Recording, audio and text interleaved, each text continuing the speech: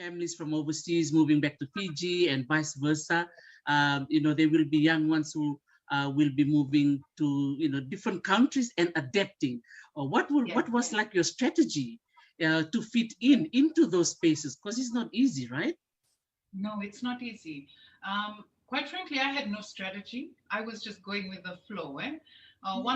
Some of the feedback that I got after sharing this, which I think is very useful, is maybe just more for parents to be aware that it is a significant change. Like changing countries is a big thing for adults themselves. So you can imagine, but us as adults, we have tools. We go to YouTube, we read, we listen to different videos, we have podcasts. But children, they don't have access to the same tools. But sometimes we just assume that they will just carry on, and just follow our lead. But I think, in hindsight, because of that experience, I would encourage any parent to really be intentional with how they help their children in that transition. I've noticed too, because we spent some time in Vanuatu when I just for work, my family and I, Vanuatu and Sydney in Australia. I worked there for a little while. My younger one, however, found it a lot easier to integrate. I think if they're younger, it is a lot easier.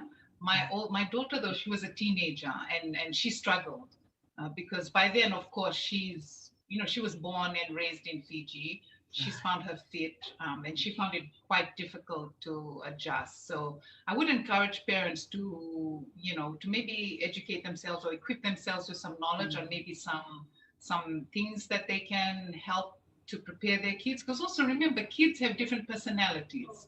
Some might just adjust quickly, but also for my personality, my preference is quite introverted. So although I am able to speak and make speeches, when I'm around people, it drains my energy and I process internally. So the way I process that transition might have been different from my younger brother because he has a different personality. So it's just really an encouragement for parents to please don't just leave them to find their way, like just to give them some guidance, because that could make a world of difference, because it affects us for our lives. Those are the formative years.